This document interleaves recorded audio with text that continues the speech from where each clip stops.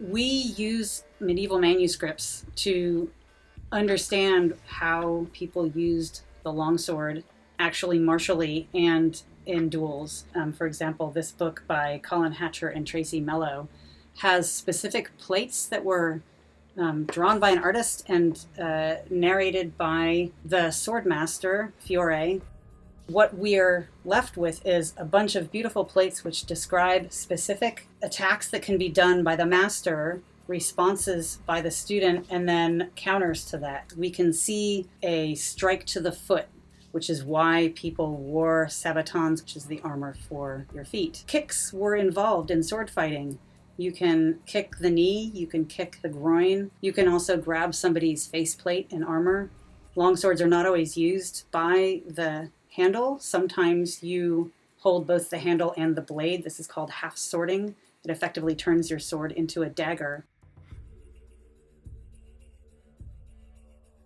This is my arming jack. I made it myself using historically accurate materials. It's made of linen. These are the points on the elbows that are used to secure the arm armor.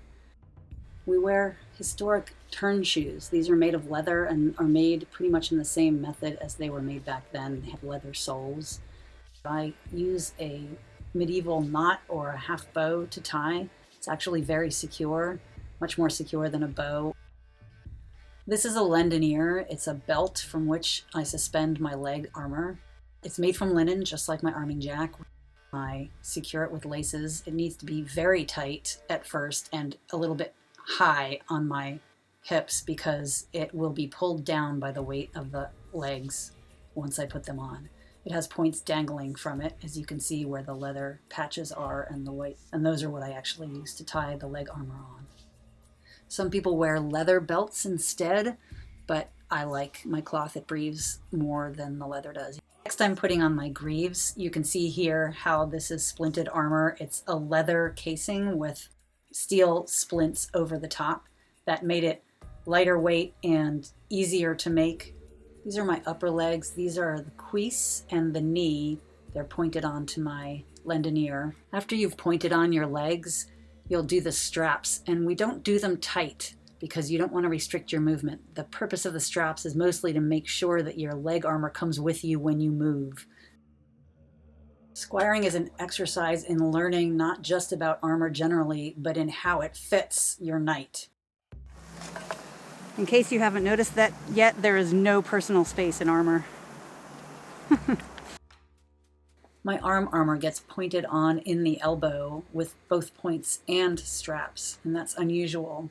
It doesn't actually belong to me. I've been borrowing this armor from another fighter, and that's really common when you get started with armor. It's a good idea to borrow stuff, both to get used to what you like, to get to know what you like before you buy it, and also because armor is expensive and you want to get something that fits you as perfectly as possible. It's really important that it fits you well, because if your arm armor and shoulder armor don't fit well, it restricts your movement, and that's a major problem when it comes to sword fighting. This is my brigandine armor. It's made of plates. Whether or not your armor is splinted or full steel, it gets put on the same way pretty much, which is with points and straps. You can see that with Stephen's pauldrons right here. Crap. What? Face itchy? Yeah. It's Murphy's Law. You put on a helm, you're gonna itch.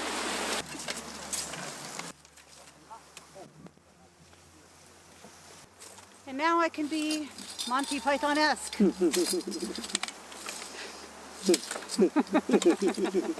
A never-ending source of amusement.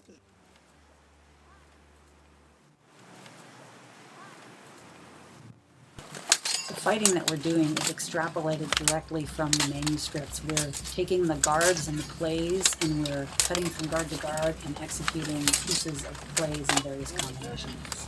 You really don't want to turn your back on an opponent while you're in the middle of a fight, unlike The Witcher.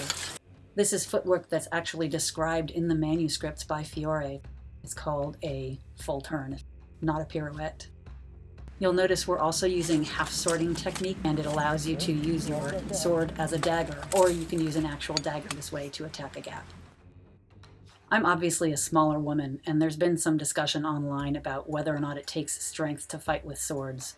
If you're fighting strength against strength with a sword, you're doing it wrong.